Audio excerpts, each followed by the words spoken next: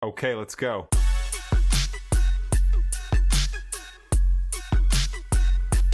Reactions from Secondary Takoradi residents at the site of former President Akuffo-Addo's vandalized statue.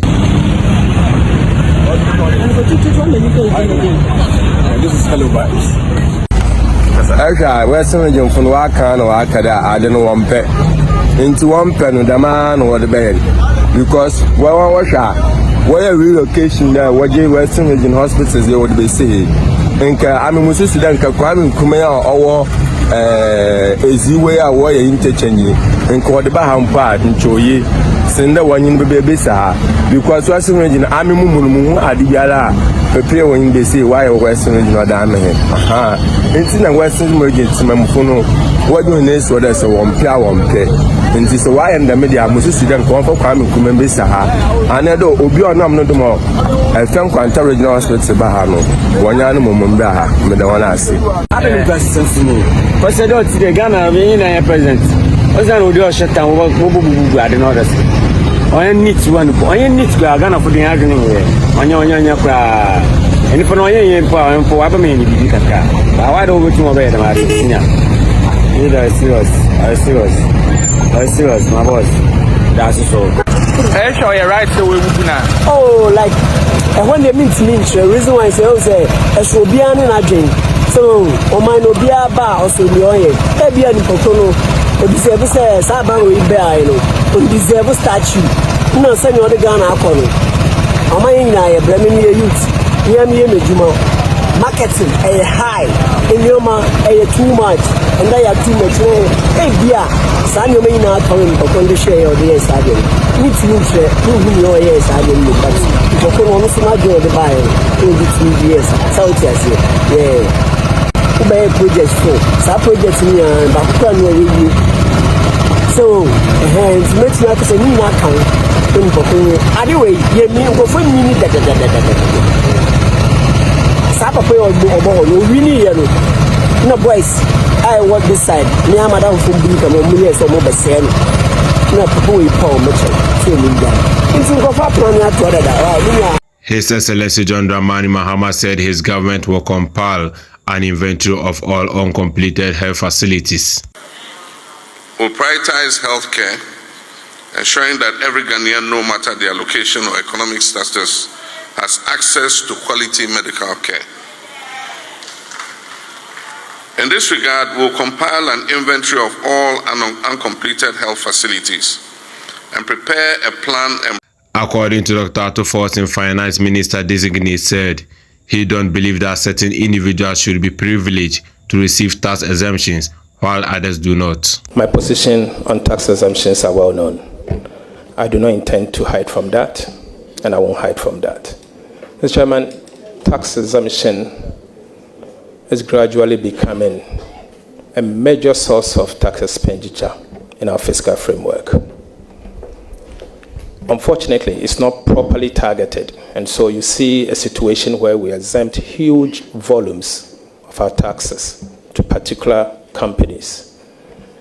At the same time, because we are exempting those taxes, we end up increasing these tax rates for so many other people to pay.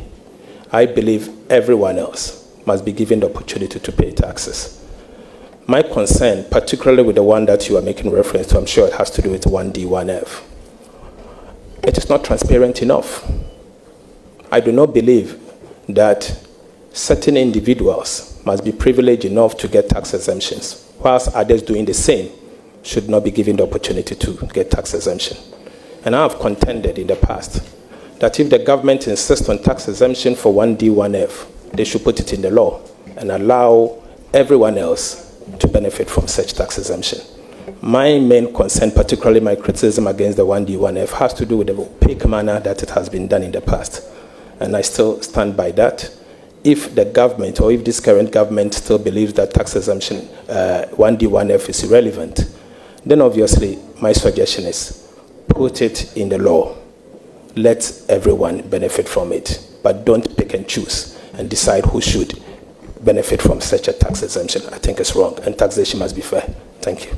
Dr. Ato Forson, Finance Minister designate, said He believes if we are to introduce strong expenditure measures, we will be able to bring inflation down to about 8%. Mr. Chairman, in the short term, we need to bring confidence back. It's as important as anything. My proposal is for us to immediately introduce a very strong budget, signaling that we are ready to do the heavy liftings. That first budget will indeed send the right signal that Ghana is ready to open our doors for investors to come into the country. I believe if we are to introduce strong measures, particularly from the expenditure side, we will be able to bring inflation down to 8% plus or minus 2. In doing so, we'll be able to reopen the domestic bond market so that we can move away from the over-reliance of the treasury bill market. Dr. Ato Forson, Finance Minister Designate, said the NDC have indicated that road tolls will return and they still stand by it. Chairman, the previous government indeed removed the road toll. But getting to the end, they signaled that road toll is coming back. Mr. Chairman, they submitted to Parliament, it was not late, a concession agreement with the company to reintroduce the road tolls. I have a copy. Mr. Chairman, the NDC indicated from day one that the road toll will come back. We are not running away from it. In fact, the Honorable Haruna Idrisu, at the time, the minority leader, said that the NDC promises to bring back the road toll. The Hansard will bear us out. We have not run away from that fact. So, I can assure you, we are a party that sticks to our promises. And whatever we have promised to do, we'll do just that. If the road toll is a way to raise revenue, we'll raise the revenue. And the road toll, if you use the road, you have to pay a toll. And it's all over the world. Ghana won't be the first country, won't be the last one. You have to contribute towards the road maintenance. And so the only thing is we have to collect the revenue effectively and efficiently so that we can plow it towards the maintenance of those roads. Thank you. I still stand by my statement that cocoa farmer deserves 6,000 Ghana cedi per bag of cocoa. Dr. Ato Forson. Mr. Chair, having put that on record, let me go back to the issue of cocoa price per bag. In an earlier response to questions that came from the floor, my respected colleague indicated that, well, the cocoa sector is under the Ministry of Agric, and that if there is any policy realignment, he will look at it. He also indicated that he's a key advocate for cocoa farmers. He did also indicate that he would advocate for the cocoa farmer. Now, the issue is beyond advocacy. You are now the man in charge of the press, and you know the pressure on cocoa farmers.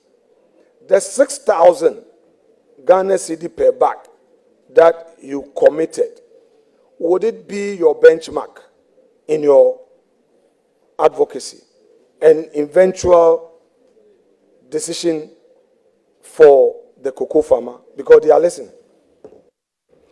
Thank you, Honorable Minority Leader. You may ask another question. Mr. Chairman, cocoa money does not come to the consolidated fund. Cocoa money is outside the consolidated fund. It stays with the Ghana Cocoa Board. Ghana Cocoa Board uses this money part to buy cocoa, part to buy fertilizers and other inputs. I don't know what Cocoa Board is leaving behind. I don't know the extent of arrests they are leaving behind. I don't know the extent of debt that the Ghana Cocoa Board is leaving behind.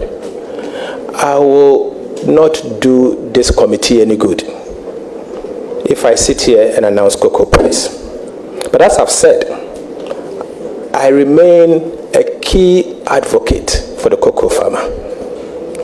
I will do so with the best of intention for the cocoa farmer. I recognize their sacrifices. I've spoke for them in the last 8 years, and I will continue to speak for the cocoa farmer. That I can assure you. But let's get to the cocoa board first and see what they have to do. I still maintain that the price they are paying the cocoa farmer is inadequate. I maintain that is inadequate. Thank you. And there is more room for improvement. Thank you. Further question. Chairman, is a nominee conceding that the 6,000 per bag he quoted on the floor of the House was a mere political statement?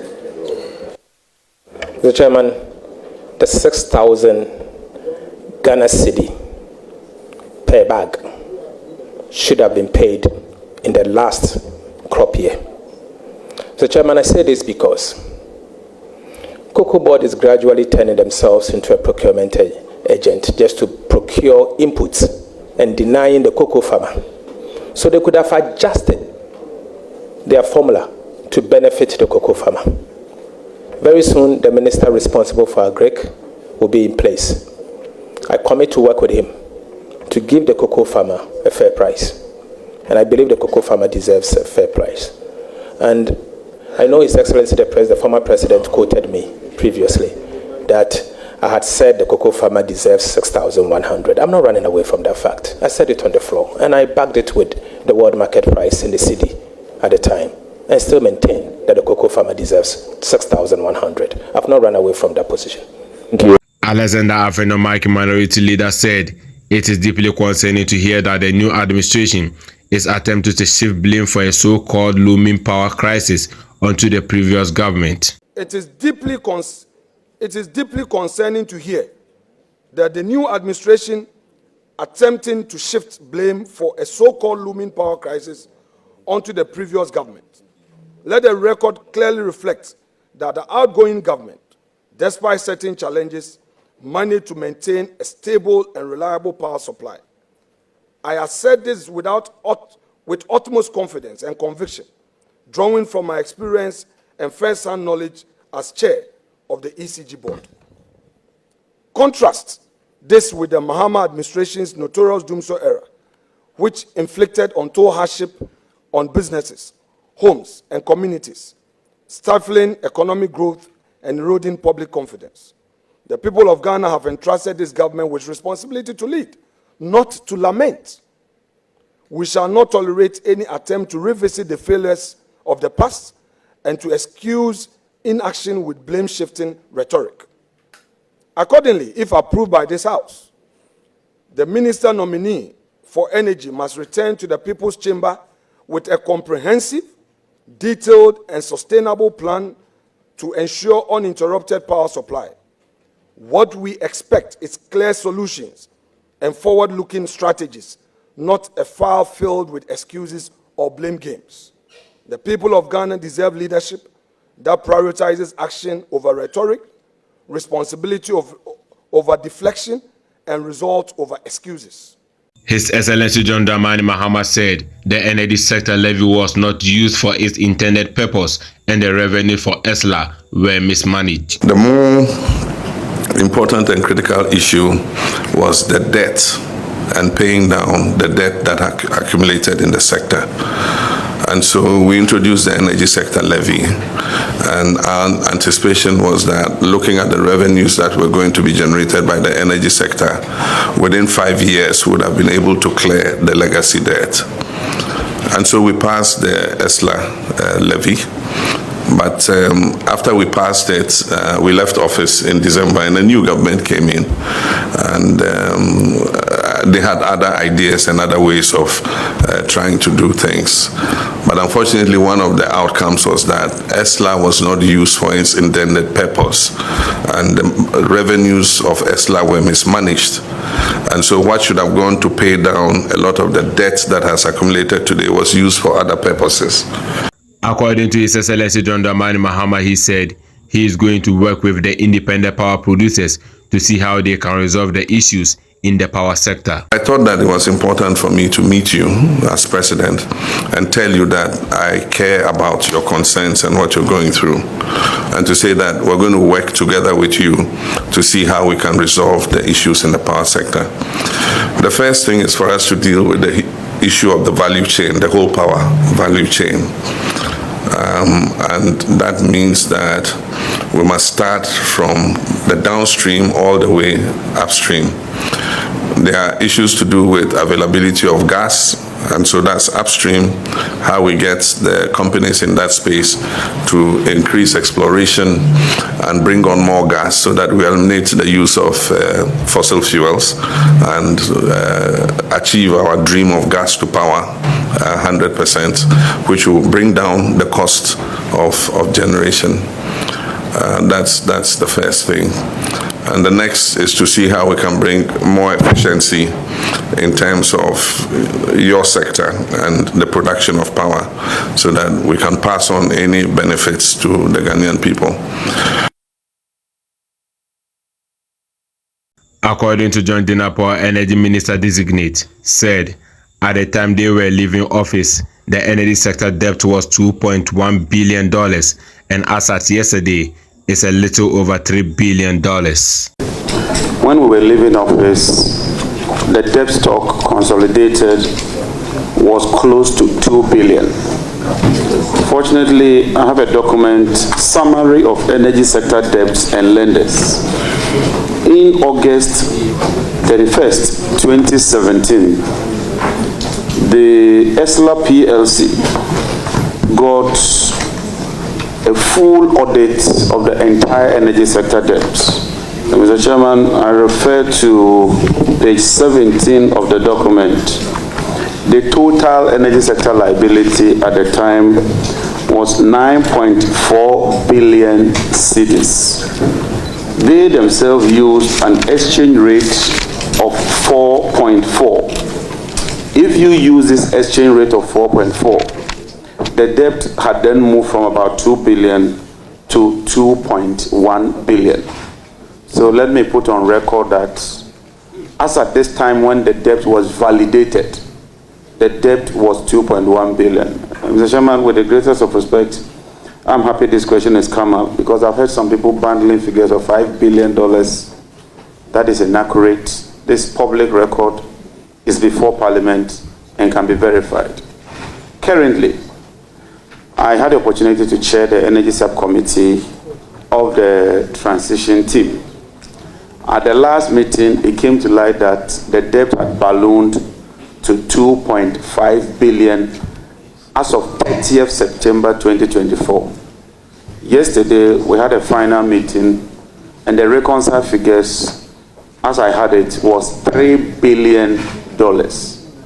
And so, as we speak today, the official figure I got from the Ministry of Energy, the Energy Commission, and ECG indicates that the debt has ballooned to 3 billion. Dr. Dominic Aini on the ORA team, he said the ORA team is to exact accountability from persons who are politically exposed or those who used or misused public properties. So ORA team is legal and constitutional. There is nothing about oral in in Act 30. Now, the question whether oral is legal has been raised, by various people within the media, right? Oral is the operation recover all loot. If you look at the preamble to the Constitution, it is very, very clear about what are the fundamental values underpinning the Constitution. The value of accountability is one of the preambular commitments in our Constitution. It's a primary value. Oral is supposed to exact accountability from persons either politically exposed or persons holding public office who used or misused their office to loot public resources by way of property, money, and other intangible resources. So oral is constitutional. Oral is legal. In fact, the fact that it is a non-legal body doesn't mean that it is illegal. There's a distinction between non-legality and illegality.